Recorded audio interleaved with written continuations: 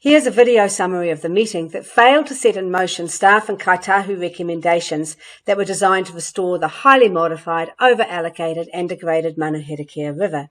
It is, of course, from my perspective, and I've had a wee bit of fun with it.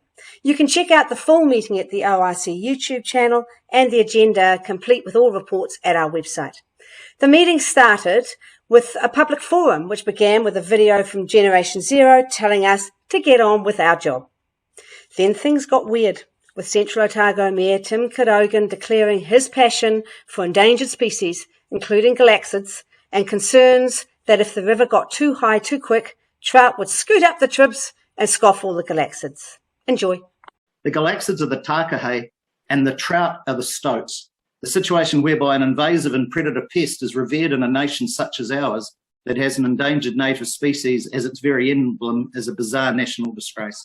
I just can't foresee that further work coming up with anything substantially different to what we currently know. I don't think the council report goes far enough, and the starting point to me does not embrace the Te Mana o Te Wai of putting the health of the river first. So your motion doesn't have the same effect as the original motion, which is what Standing Order 27.7 refers to. They are not similar motions. Okay. What I do mind is any attempt to take off the motion that's in the books being debated and voted on. You're in a privileged position. You're the chair. You're chairing this meeting. You are promoting, pushing your motion to the front. As far as I can tell, you've actually withdrawn that motion and replaced it with another motion that you emailed out 20 minutes ago. It's proper process to consider the staff motion, and let's get on with it. You can also click on your participants list on the bottom of your screen, Andrew, which will tell you everyone that's there, and you'll be able to see any hands that go up there. If you flick sideways, you'll get the other half of us on the gallery view. Oh, well, I'll be damned. Okay, but it hasn't been peer reviewed? No, it's a consultation document. So, okay, but it hasn't been, it was never reviewed formally by TAG? It's not a technical document, it's a consultation document. Nevertheless, you would expect them to have some input, surely. Members of the TAG, Morgan Trotter, Matt Hickey, and one other person review the scenario outcomes for each of the scenarios around the fishing value and the ecosystem health value. But it didn't have any hydrological assessment, did it? Of the hydrological aspects. It reported on flow statistics from Ian Lloyd's report. Yeah. Which were draft and still are draft. But those flow statistics are based on the model as it stands now. So there's still quite a bit missing then, isn't there? Well, we're confident that we've got the information we need, as Nita said. We've got a defendable position. I think that when you're going to start to affect the lives of hundreds, possibly thousands of people, it needs to be a little bit more than defensible. It needs to be right. The correspondence has generally been in opposition to the intent of the notice of motion, and I need to put the intent in context. Firstly, this isn't a delaying tactic or a so-called kicking the can down the road to avoid making a decision. We also accept that the status quo is no longer acceptable across the board in regard to poor water quality and over-allocation of water. The pendulum must swing back towards the environment. Secondly, the motion that Councillor Scott first moved a long time ago was that the chairman's ruling be disagreed with. In here, can we just have some clarity? I do think we have to make sure what a yes means and what a no means. Sorry. So all I indicated at the front end when we confirmed the agenda that I was going to read a statement and then move three recommendations at the conclusion of that were that is correct.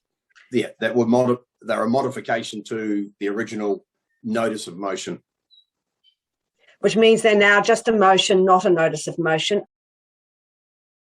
Disagreeing apparently with your motion that you've never made. We have a recurring theme. Step 1, question the science. Step 2, delay. Step 3, stall. Actually, the only people who are being hurt by this is the community, This is to get people into a state where they can mentally take on board that they've got major changes coming. Science is supposed to inform decision making, not be the decision maker. This is agreed approach, and our partners agreed to this as well. Noting is where we are at. I understand many of the people around our table don't even want to note this at all before notification. It's a major stall. We're facing some very significant issues in other catchments beyond the Manuherekia. I feel very disappointed for those catchments because we're going to be tightening up on how much we can actually do in them now. If we pass this and we decide that we are going to have a boundless group of experts informing us on whether they agree or don't agree and how much more information we need. So I'm very, very uncomfortable. This council is not focusing on what it is here to do. Our responsibilities are really clear. They're to the environment, they're to Kaitahu, and they're to future generations. There is no credible reason to delay. Not one of you people who've been talking about putting these three spurious motions have mentioned the importance of our partner Kaitahu and their expectations.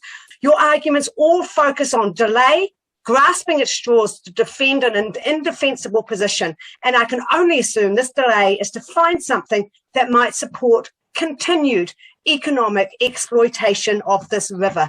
This is how a river dies, people.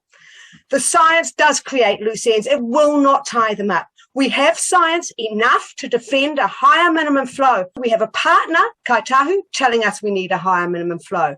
We have most of the community telling us to increase the river's share of the water. Just to remind you, 75% of this river's water is abstracted. The big overview picture, the law, Kaitahu, our people, all of these things demonstrate we need to let the river keep more of its water.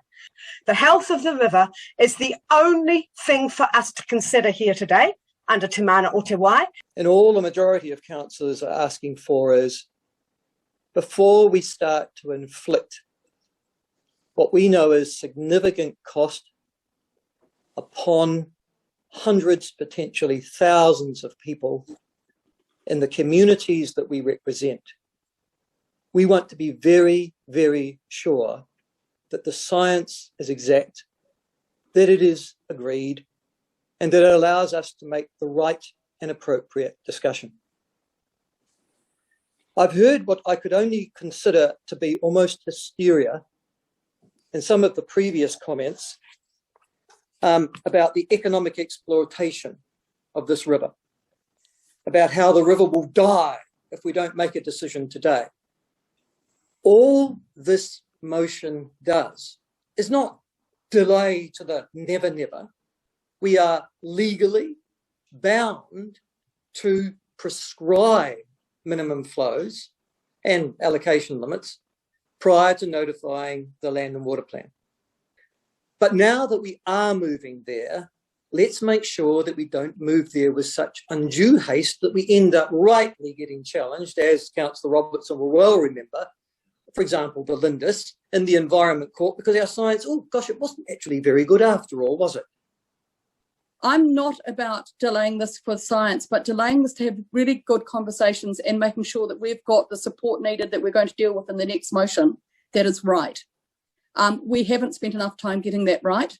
That involves, as Phil Murray suggested, us talking to the government about people being paid out just in the same way as some people are anticipating people will be paid out in climate change.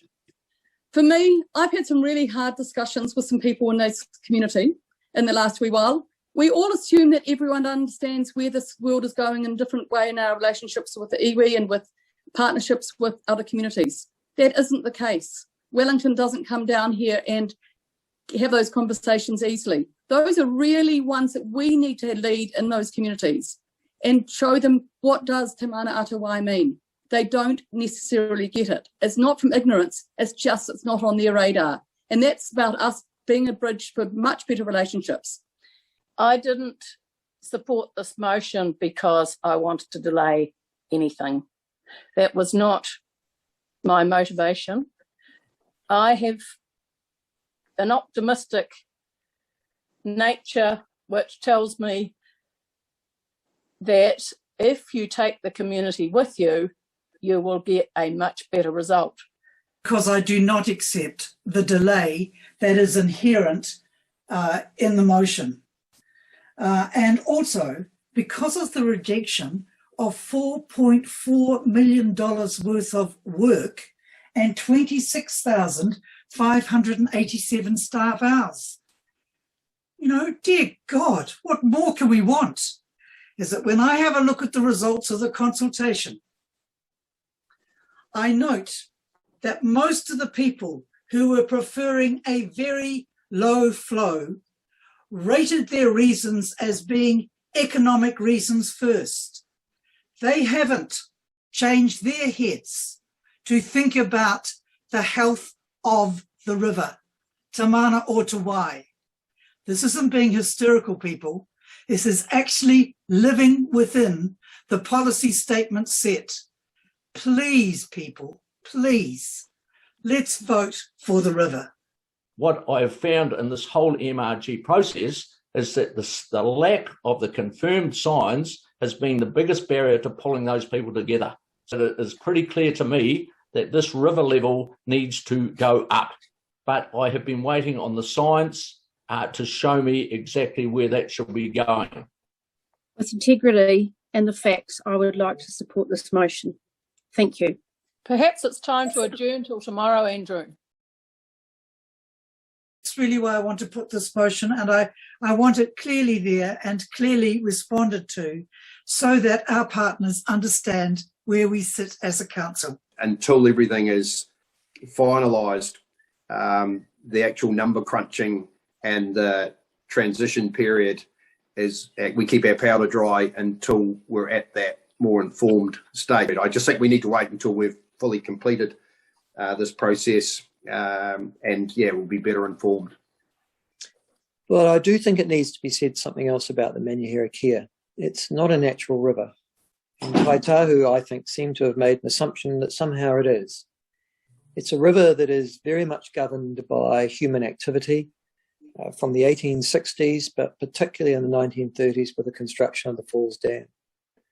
And ironically, it is those farm irrigators and the Falls Dam and those who look after it who probably have more to do with the health of that particular river system than anybody else at the moment. And so I acknowledge that debt as well. Are we noting it as part of the Land and Water Plan, or are we noting it in what way are we noting it? What does that mean?